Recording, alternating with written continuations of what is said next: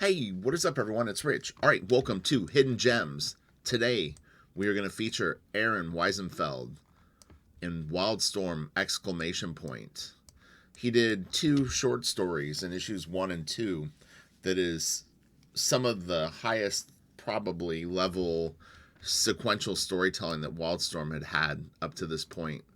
It's a bold statement, but Aron was going places that others didn't dare to go with a very thoughtful layout and storytelling that was very, very advanced. Aron came up through Neil Adams' continuity as a very young artist. He went to Cooper Union Art School, and you know, Aron was probably at this point 23 years old, so quite young, but doing just really incredible work. So this is the cover. One of my, I don't know why this always stands out to me, but he wrote graffiti all over it. So someone wrote butt all over it, but I was reading it as butt mommy. So I don't know, but Spartan sucks. Kind of funny.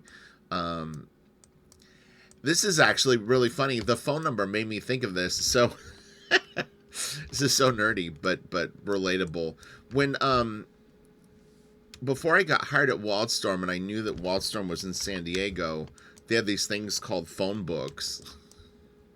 Old people will remember them. But like once a year, the phone company would come around your house and they would drop off the white pages, which was oh, there's Team 7 number 4 cover right there, which is the book Aron did, and the yellow pages, which was businesses.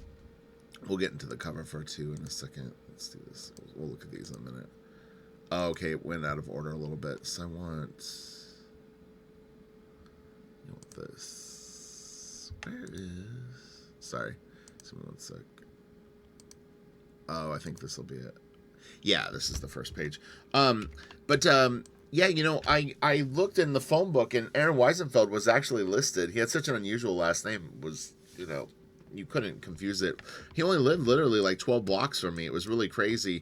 So anyway, but once I got hired at Wildstorm, Aron and I became friends, and I actually would hang out with him and go to his house and stuff like that. And he really kind of helped me early on when I was learning to pencil, and also turned me on to good artists. But yeah, so Aron really like kind of advanced in a very interesting way for the time, where a lot of the Wildstorm artists, this is a generalization because Travis really kind of evolved into sort of a superhuman artist too, but Aron and Travis definitely were two that really kind of looked at the history of comics and got into I don't know if we could call it highbrow storytelling, but just it was like, it was beyond sort of like the popcorn action movie type stuff.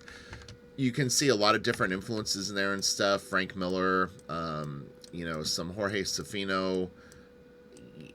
I always see a touch of like Neil Adams. There's some Mignola in his stuff, but it's really kind of Aron, and he really does some just crazy layouts and stuff like that. It's really, really cool. So I just want to see what that. Okay, so this guy's in a museum. He's checking out some armor. This crazy guy is like gonna come in and turn into a warrior in a minute, but he takes the cop, tosses him into, in a way it's got a little bit of the David Mazzucchelli thing too, although a little bit different. But man, Aron was so freaking good.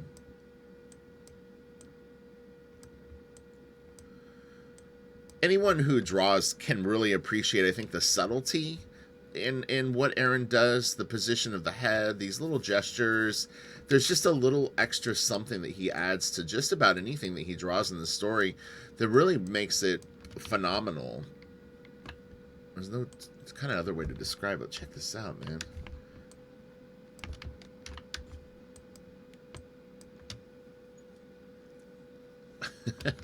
It's a great little sequence right there. Man, he's so good. It's been a long time since I've seen this, but I was looking for some of the recommendations that people had, and I couldn't find some of the comics quickly.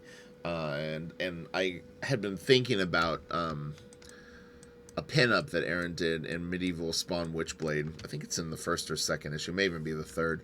But anyway, he had like a double page spread pinup, and I was gonna do that, but it's not. There's not. You know, it's just a 2-page piece. So I went with this. Man, this guy's fingers are crazy. It doesn't even really bug me though. Though the page is drawn so good that it's just like it's weird for sure, but I don't know. I can let it pass. The horse is like, let it pass. Alright, we can shut this. We can shut this.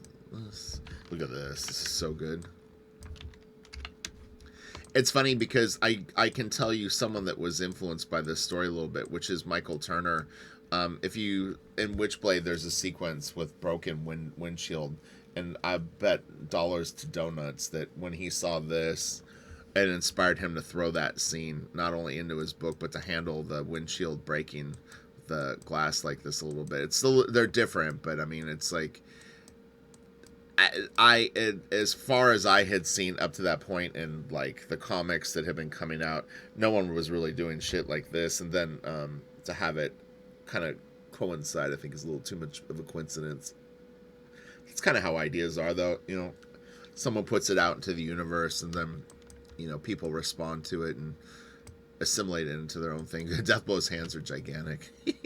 It's funny, he actually does really kind of elongate the hand. I didn't never notice that before, but it is funny. So Deathblow stuck in traffic. Really beautiful shot of the interior of the car.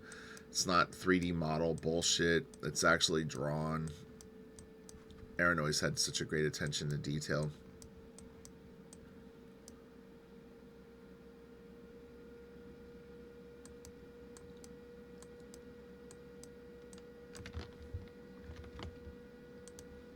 Sorry, the microphone is closer to my computer than normal, so you might be able to hear the fan on my computer whirring. I don't really have much open. That should be pulling so hard, but anyway. This is nice. Oh, I definitely think that Aron was a fan of Jeff Darrow too. Walter Simonson, I know he was a fan of. Atomo. Aron and Richard Bennett, I kind of credit for getting me into like Atomo and Ghost in the Shell and all that stuff, because they were really into it. Ninja Scroll, although there was kind of a lot of people at Wildstorm were into that at the time. This is great.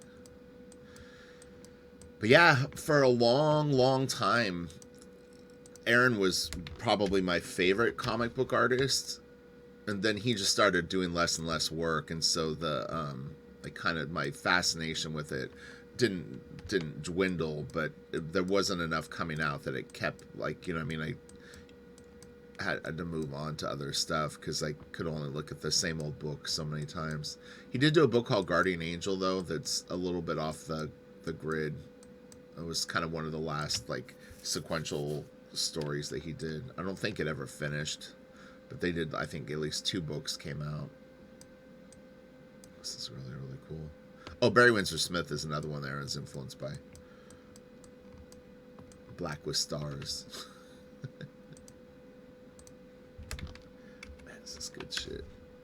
Good shit. Man, look at that. That's so kick-ass. Fuck, he's just like... The horizon line actually kind of gets messed up here. Like, they feel like they're a little high up, or the size relationship of the characters is a little funky. Like, it gets a little lost right here. It's not bad, but this is nice. Man, it's good. He's got a great scene in Guardian Angel where this guy drives a Jeep with a woman like crucified onto the hood of the car, and then they fly off and fall in the water. Man, it's so good. No, I don't. He really actually was tapping into some shit that's like, I don't know if he would get the ideas from movies or like how he was pulling off like the layout of the stuff, because man, he really was outside the box with some of his shit. Poor horsey. And then we got this. So this is the cliffhanger for the first issue, to be concluded. And that's a banger of a short story, man. It's really, really good. Okay, now we'll look at the cover of this. So this is the cover for issue 2. We've got our warrior guy celebrating his awesomeness on top of a taxi cab. And again, it's Wildstorm with the exclamation points. Alve, I was always so jealous that Al got to ink Aaron during this time. But Al had a very kind of no-nonsense line that was not as imagey as imagey inking was. I think Aaron liked that it was a little more flat. Although this has got some panache compared to the other issue. I'm almost thinking that this, I don't know. Could be Vey. You think it's Vey? Okay, my cat thinks it's Alve. Great little sequence. Let me show you the full page. Okay, zoom out a little bit. Nice storytelling. So this is 1, 2, 3, 4, 5, 6, 7, 8, 9, 10, 11, 12. 12 panels. And it's interesting because I wouldn't normally think of doing a 12-panel page split down the middle like this. I would almost think of it more maybe like 4 rows of 3.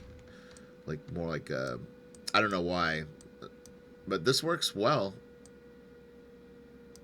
Some really nice drawings.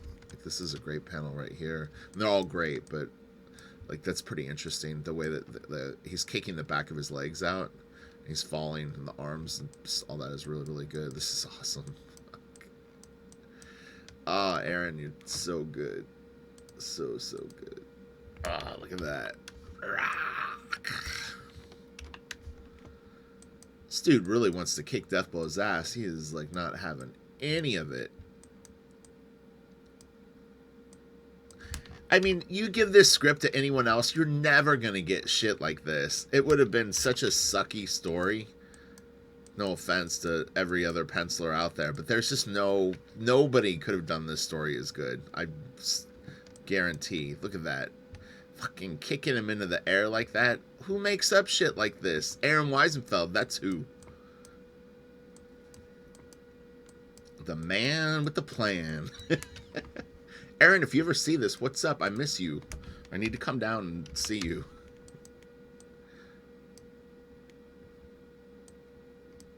Yeah, this is all cool. This is nice. It kind of reminds me of something. I can't remember what it is.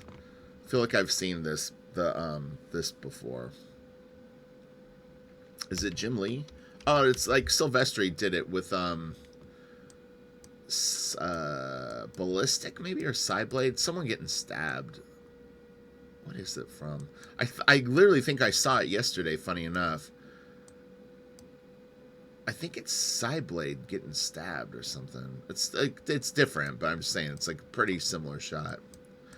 Said the thing that baffles me about Aaron is just his camera angles and stuff like that were always so cool, and then how he would frame stuff and direct the scenes was very, very cool, especially for someone his age. Very impressive.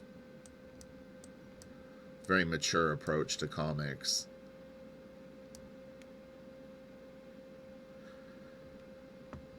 In some ways, you could actually say that like the Image boom sort of created one sort of thing, and then out of the ashes of Image Comics, there started to surface something that was a little bit more substantial, that kind of evolved into a few different things. But from 94 to 97 was kind of like a transition period. Because you figure Image really was huge from like 92 to 94.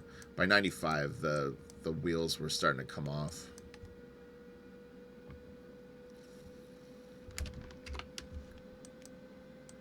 '95 sales were starting to dip big time. Well, dip from what they were. They were so hyper inflated. That's what I mean.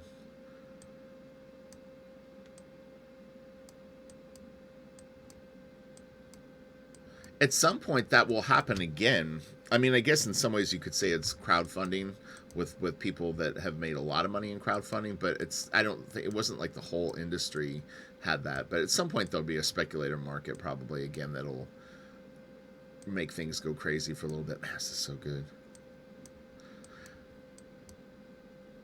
Well, and it's funny because this is a little tiny bit. It's funny how he's hallucinating that this is what this guy sees. Is he's in a village and he's been fighting like a completely different war. He's even speaking a different language. But yeah, this kind of reminds me of the medieval Spawn Witchblade pinup that he did. Although I'll throw that in a video soon because I kind of want to do those books. Anyway, and then Deathblow finally kills this dude. Crack kaboom, kind of an Atomo type shot there. And he's got the medic alert bracelet, and you find out that it's kind of sad. He was like not mentally sane. Clearly, you could tell that he wasn't though. And then it's like the big spiel of like why. Not the best way to write a story where you explain it all on the last page, but it's still cool art. And then that's awesome. So yeah, I'm going to show you the last cover that he did with Richard Bennett on this. Well, not the last. There's 4 issues of this. Aaron's only in the first. Well, he does the cover for all 4. There's a pinup that he did in issue 4 that's okay, and the cover for 4 is okay. It's not like this kind of awesomeness. So I want to focus on this. It's interesting too because you saw, I don't know if you noticed on the cover, Dan Panosian had done some stories in these books that were very imagey, look nothing like this, but you could kind of see where maybe Dan Panosian, this type of thing might have started to plant the seed of him going in the route that he draws now. But if you do ever get these and see Dan's work in it, I mean, he's basically just drawing in like a pretty traditional image style. It's nice, but okay, so this is the third cover. This is a beautiful piece. So this is Richard Bennett and Aron Wiesenfeld, and man, them together is like pretty bananas. We got Crazy Monkey with all the crazy tech. Man, they were so good.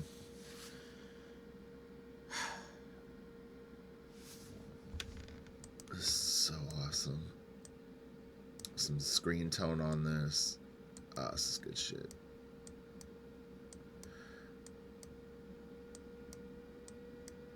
Aron, you are good. Yeah, you can see Drew Bittner and Dan Panosian.